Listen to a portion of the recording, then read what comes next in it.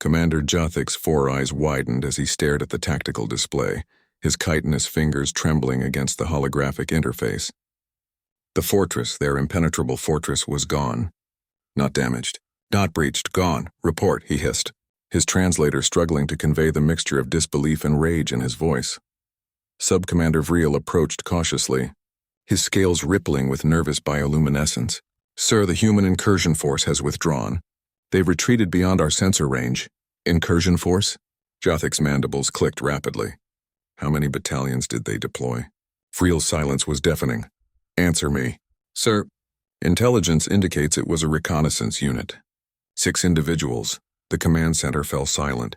Every officer present turned to stare at Vreel, then at the commander, then at the tactical display showing the smoking crater where Outpost Sigma 7 had stood mere hours ago.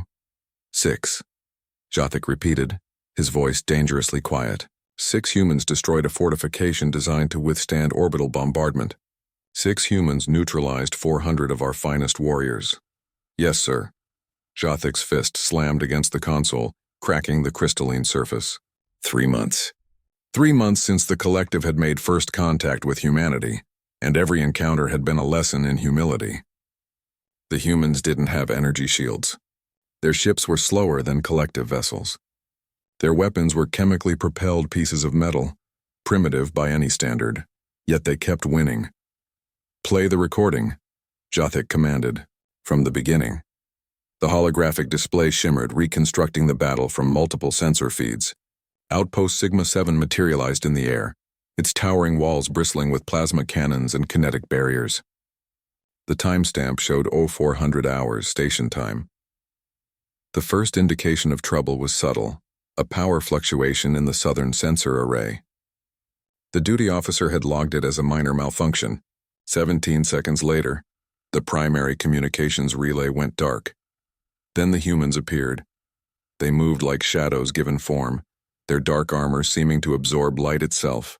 The first guard never saw what killed him. One moment he stood at his post, the next he was on the ground, a small hole in his helmet leaking atmosphere. Pause, Jothik ordered. Enhance that section. The image zoomed in on one of the humans.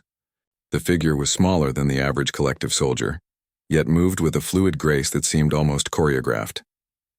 In the human's hands was a weapon, primitive, mechanical, but wielded with surgical precision. Resume.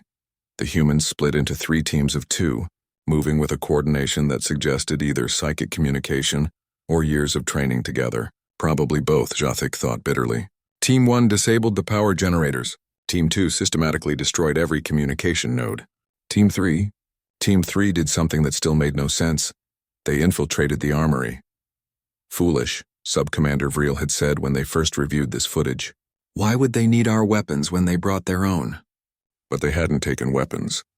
They'd taken ammunition. Specifically, they'd taken the plasma fuel cells for the fortress's main defensive cannons. Then they'd left, vanishing into the night as silently as they'd come. The fortress commander had been relieved, even triumphant. The humans had retreated without achieving any strategic objective. He'd sent a victory report to Fleet Command. That report was still transmitting when the fuel cells detonated.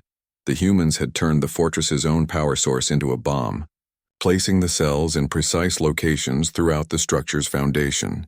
The explosion that followed wasn't just destructive, it was calculated. Every support column, every reinforced junction, every critical system had been targeted with mathematical precision. The fortress hadn't just fallen, it had been erased. Sir, Vreel ventured, our analysts have completed their assessment of human combat doctrine. And they don't fight like soldiers. They fight like... Vreel paused, searching for the right word in his limited understanding of human culture. Like hunters. Every action has multiple purposes. Every movement is efficient. They don't seek glorious battle. They seek victory through the path of least resistance. Jothik absorbed this, his mind racing through every encounter with humanity. The ambush at Kepler 442, the siege of New Sardinia, the disaster at the Proxima supply depot. In every case, human forces had been outnumbered, outgunned, and by all logical calculations, they should have been defeated. What were they scouting? Jothik asked suddenly. Sir? This was a reconnaissance unit. They were gathering intelligence. What were they looking for?